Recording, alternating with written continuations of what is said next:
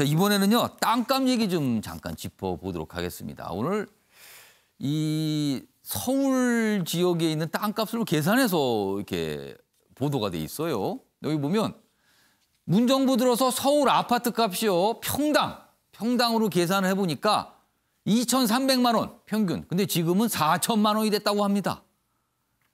KB국민은행 집계를 토대로 했습니다. 3년 반 만에 평균가가 74% 올라갔다는 겁니다. 짧은 기간 동안에 굉장히 많이 갔다는 거죠. 자, 김주욱 교수님. 네.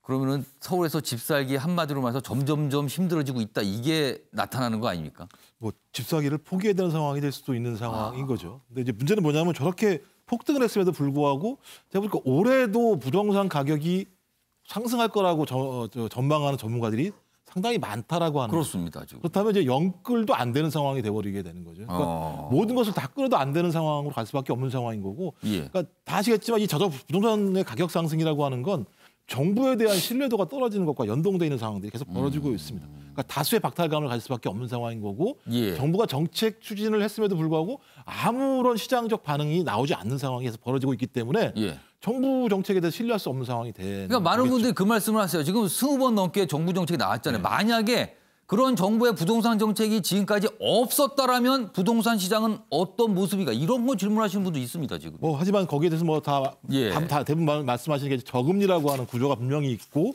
그 자금을 투자할 만한 산업 정책이라고 하는 것이 되지 않으시는 분명히 있기 때문에 그런 구조적인 요인이 있습니다. 그럼에도 불구하고 뭐 정부 말대로 5번이고 6번이고 아니면 야당 말대로 24번이고 5번이고 상관없이 정책을 발표했을 때 실효가 없다고 얘기한다면 그 정책에 대한 전반적인 상황들을 턴을 수 있는 방법들을 만들었어야 되는데 정부는 여전히 정책적 방향은 맞다고 얘기하고 있고요. 예. 이런 상황에서 시장은 전혀 그 정책적 방향에 대해서 동의하지 않는 상황들이 계속 갔을 때 큰 문제가 발생한다. 저는 근데 변창흠 그 국토교통부 장관 같은 경우가 뭐 설 전에 부동산 관련된 입장을 낸다고 얘기를 하고 있습니다만 그것들이 적실하게 시장에 시그널을 주기 위해서는 저는 장관 수에서는 이 문제가 해결되지 않을 거라 생각이 들어요. 그래서 연초에라도 좀 문재인 대통령이 부동산 문제, 가장 중요한 부동산 문제에 대해서 나름대로 적극적으로 국민들의 불만들을 인정하고 그 인정한 바탕 위에서 새로운 정책적 방향들을 제시해서 좀 시장에게 신뢰를 줬으면 좋겠다는 생각을 하게 됩니다만 저 정도의 폭등이라면 제가 볼 때는 시민들 입장에서 상당히 난망한 상황이라는 생각이 들어요. 네. 다음 내용은 사실 부동산과 관련이 있을 수도 있어요. 어떻게 보면 우리나라 경제 활동에 대한 근본적인 부분일 수도 있습니다. 인구에 관한 얘기가 있습니다. 다음 보겠습니다. 사망 30만, 출생 27만, 사상 첫 인구 감소입니다. 이 차이만큼 줄어든 겁니다. 인구가. 지난해 인구를 집계해 보니 그렇게 됐답니다. 5,182만입니다. 전년 대비 2만 명 넘게 줄어들었습니다. 인구 감소가 이제 시작이 된 겁니다. 그리고 1인 가구는 900만이 넘었다. 역대 최다다 이런 상황이 있습니다. 자, 그렇다면은 어떤 현상이 또 벌어질까요? 다음 기사입니다. 주민등록 인구 데드그로스 첫 진입. 데드그로스는 앞선 본 겁니다. 사망과 출생 사이가 역전이 됐다는 거죠. 그게 데드크로스인데 지방 소멸 가속화 전망입니다. 여기 보세요. 지도 보세요. 지도 보시면요. 파란색은 그래도 증가한 거예요. 빨간색이 감소한 지역입니다. 수도권을 뺀 나머지 대부분 지역이 인구가 감소하고 있습니다. 그렇기 때문에 지방 소멸 가속화라고 하는 겁니다. 여기 그래프, 전국 지도 그래프 다시 한번 보여주세요. 여기 보시면 빨간 곳이 인구가 줄어든 곳, 그리고 이 파란색으로 된 것이 인구가 그나마 늘어난 곳입니다. 서울은 좀 줄었죠? 근데 수도권 대부분 늘었습니다. 이런 현상 나타나고 있다는 겁니다. 다음 기사입니다. 생산 가능 인구 줄어서 3년 뒤면 잠재 생산 능력이 매년 1%포인트 하락한다. 우리 경제 밑으로 내려갈 수밖에 없다는 겁니다. 일하는 사람이 줄어든다는 거죠.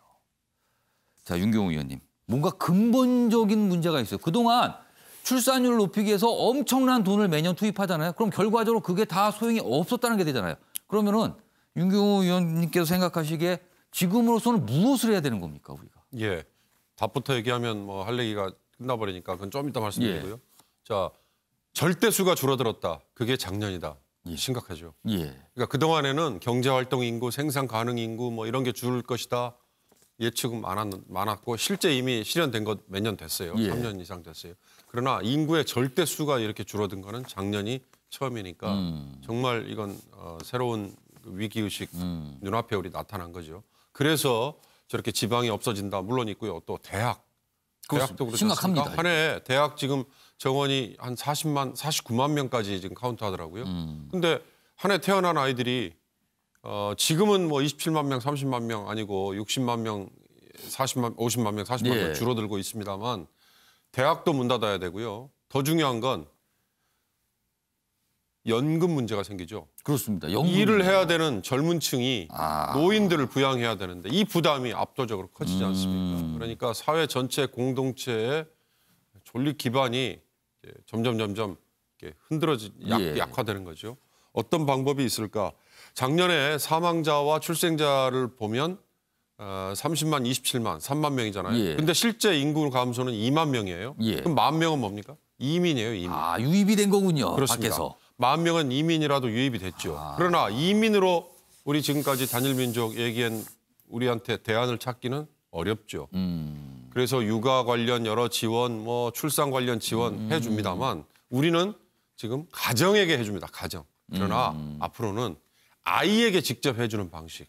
그러다 보면 미혼모 문제나 낙태 문제 이것도 우리가 껴안아야 되는 상황이 생기니까요. 이 문제를 한번 접근을 해본다면 아이에 대한 지원 속에서 답이 조금은 더 나올 수 있지 않을까. 그러니까 지금까지 끌고 왔던 출산율 높이는 정책의 어떤 방향을 좀 바꿔야 되는 거 아닌가. 어떤 근본적인 고민 좀 필요할 때다. 이런 지적도 좀 담겨 있습니다. 마지막 기사가 될 것 같습니다. 연휴 동안 이 얘기도 참 많은 분들이 하셨어요. 정이나 미안해 16개월 입양아 얘기입니다. 숨졌습니다. 있어서는 안 될 일로요. 공분한 시민들 진정서가 물결을 이루고 있습니다. 양부모 학대치사 기소로 돼 있죠 지금? 그런데 살인죄 적용해야 되는 거 아닙니까? 이런 얘기가 있어요 지금요. 윤치환 변호사 이 부분 지금 어떻게 된 겁니까? 그러니까 살인죄를 적용 안 하고 그 아동학대 학대치사가 적용됐다고 합니다. 그러니까 법정이 약간 달라요. 살인죄는 사형 규정이 있기 때문에. 그런데 어쨌든 살인죄를 적용하려면 그 행위 당시에 그런 결과가 발생한 것을 감내해야 되거든요. 근데 그 폭행당한 부위나 뭐 횟수나 정도를 볼 때 사실은 살인죄를 인정할 수 있지 않을까라는 생각을 했는데 개인적으로 이제 폭행 경위나 숫자 그다음에 지금 응급실에 실려오기 전에 언제 폭행당했는지에 대해서 만약에 조사가 이루어진다면 응급실까지 갈 기간 동안 사이에 상당한 시간이 있다. 뭐 부검을 해보거나 했을 때 그럼 기소 이후에 이제 공판 진행 과정에서 공소장 변경을 통해서 살인죄로 변경할 여지도 없지 않아 있습니다. 저는 개인적으로 살인죄를 의뢰할 수 있다고 보고 특히나 양부모지만 부모이기 때문에 구호 조치해야 될 의무가 있는 것이거든요. 그러니까 아이가 폭행당한 이후에 어떤 반응을 보였을 때 그 병원에 안 갔다면 그것을 살인죄로 의뢰할 수 있는 여지가 생기는 거죠. 많은 분들이 너무나 안타까워하면서 공분을 하는 내용이 지금 오늘 또 기사에 실려 있습니다. 자, 아침의 매일경제 오늘 준비한 내용은 여기까지입니다. 시청해 주신 여러분 고맙습니다.